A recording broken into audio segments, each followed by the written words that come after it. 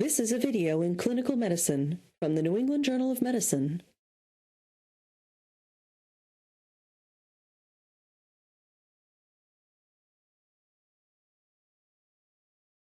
This video will demonstrate the placement of the laryngeal mask airway, or LMA, as an emergency airway device in patients experiencing a cardiopulmonary arrest. The goal is to provide familiarity with and instruction in its use so that a clinician will be comfortable using this device to provide effective ventilation for patients in cardiopulmonary arrest. Instruction beyond this video is necessary for safe and effective placement of a laryngeal mask airway, and the clinician should seek further training from anesthesiologists or others who have expertise in its use. The laryngeal mask airway is a device used routinely by anesthesiologists for surgical operations. Its use should also be strongly considered for ventilation in pre-hospital and in-hospital cardiac arrests. Both the American Heart Association and the European Resuscitation Council consider the laryngeal mask airway an acceptable device for use by non-experts in tracheal intubation when performing emergency airway management. The laryngeal mask airway is also an important rescue device in situations where tracheal intubation is impossible or has failed, and in situations where access to the head or positioning for intubation is not possible. Use of laryngeal mask airway instead of bag and mask ventilation during CPR has also led to fewer events of pulmonary aspiration during resuscitation. The reasons for laryngeal mask airway placement during CPR are many and include high first-time success rates, rapid placement by both novices and experts, necessitating minimal disruption, if any, of chest compressions, ease of ventilation during prolonged resuscitations as compared with bag and mask ventilation. It is a good option over placing an endotracheal tube when tracheal intubation is difficult or has failed, and placement can be achieved without head movement in patients with potential instability of the cervical spine, for example in patients with traumatic injuries or rheumatoid arthritis. An adult-sized laryngeal mask airway is a flexible breathing tube of approximately 25 centimeters in length with an inflatable bladder or cuff on its distal end. The proximal end has a standard 15 millimeter connector that allows attachment to any ventilation system. Air exchange occurs through the aperture on the distal end of the tube. This illustration shows the identity and location of the tongue, hard palate, epiglottis, esophagus, and laryngeal inlet. Review of these structures is helpful for understanding proper placement and potential difficulties. Unlike oral airways and nasal airways, the laryngeal mask airway bypasses all pharyngeal structures to provide a more direct conduit to the laryngeal inlet. When properly placed, the laryngeal mask airway requires less pressure than bag and mask ventilation to achieve effective ventilation, thus minimizing the risk of gastric insufflation and subsequent pulmonary aspiration. Current laryngeal mask airway models include both straight and pre-curved tube designs and models intended for either single or multiple uses. Some devices include a separate channel for suctioning the stomach, while others are specifically designed to facilitate oral tracheal intubation through the device. Laryngeal mask airways are available in up to 5 pediatric sizes and 3 adult sizes. Typically, your resuscitation committee will decide upon a model and sizes suitable to your patient population. As a general rule, a number 4 laryngeal mask airway is adequate for the average adult female patient and a 5 for the average adult male patient. You'll need to consult the sizing chart provided by the manufacturer of the device to select the correct size.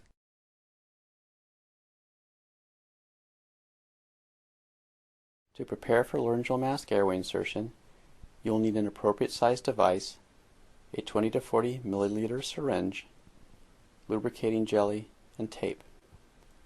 Often, laryngeal mask airways come pre-packaged with an inflation syringe and a small package of lubricant. Prepare the device by first removing all excess air from the bladder. Then lubricate the posterior surface of the cuff to facilitate easy and smooth passage into the mouth. The posterior surface is the side opposite where air exchange occurs.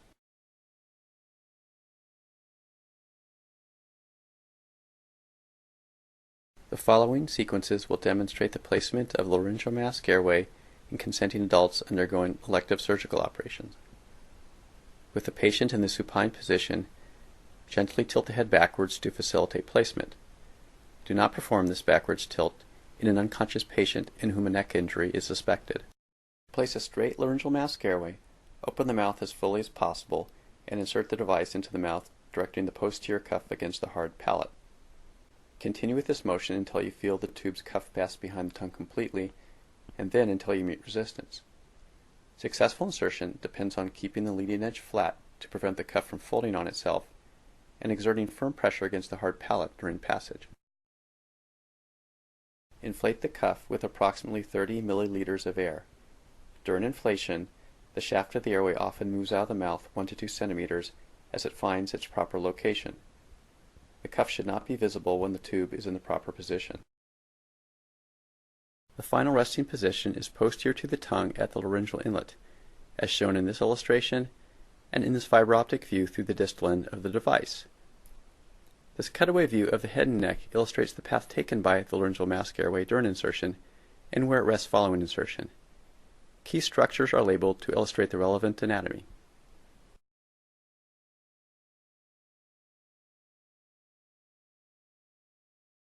Use of a pre-curved laryngeal mask airway sometimes allows placement without the need to insert hands inside a patient's mouth. To place a pre-curved laryngeal mask airway, grab the connecting tube with your dominant hand so the cuff points to the patient's head. Your hand should be in a neutral position with the thumb on the upward surface of the tube. As with the straight tube, guide the laryngeal mask airway above and behind the tongue by applying firm pressure along the patient's hard palate. Guide the tube behind the tongue and toward the larynx with a circular motion of the hand. After placement, inflate the cuff and then connect the device to a positive pressure ventilation system. Confirm proper placement by auscultation of breath sounds. Auscultation of breath sounds should take less than 5 seconds, and placement of the laryngeal mask airway during resuscitation should not require interruption of CPR. Improper placement of the laryngeal mask airway can result in a poor seal or an obstruction of airflow. If air leaks from the mouth or you do not achieve adequate ventilation, add an additional 5 to 10 milliliters of air to the cuff. If additional air in the cuff fails to improve ventilation or decrease the air leak, then gently remove and reinsert the laryngeal mask airway. If ventilation is still not achieved or there is still a large leak of air from the mouth, attempt placement of a larger laryngeal mask airway. The most common location of obstruction is at the level of the oropharynx, either because the epiglottis has folded down or because the tongue or redundant oropharyngeal tissue is pushed into the airway. Selection of the proper size laryngeal mask airway, as well as use of proper insertion technique, will reduce the frequency of these problems. Use of a tongue blade to partially retract the tongue and to provide counterpressure against the hard palate is one way to improve entry of the laryngeal mask airway into the mouth. Additional lubrication or briefly dipping the cuff in clean water may also help prevent the cuff from sticking to the tongue and oropharynx. In addition, a small mouth opening or large tongue may prevent use of the operator's finger and hand to get the laryngeal mask airway behind the tongue. In such cases, use of the connecting tube shaft to create downward pressure may be necessary. Once adequate ventilation has been established, secure the laryngeal mask airway with tape to prevent movement of the device. Even when secured, the laryngeal mask airway may become dislodged with motions such as twisting or pulling. When moving patients, place one hand at the base of the laryngeal mask airway and disconnect the ventilation system from the device.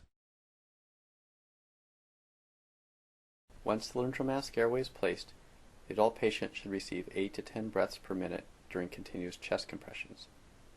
You should deliver quick breaths, ideally less than 1 second per breath, each with a volume of approximately 500 milliliters. If you hear air leakage during ventilation, you'll have to alternate ventilation and chest compressions. In the latter case, give 2 500 milliliter breaths following every 30 chest compressions.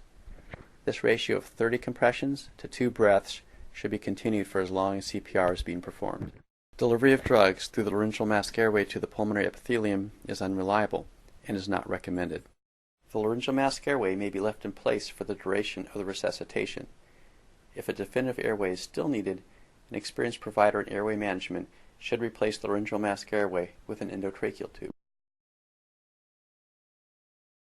Complications associated with laryngeal mask airway use are similar to those with other tools used for airway management.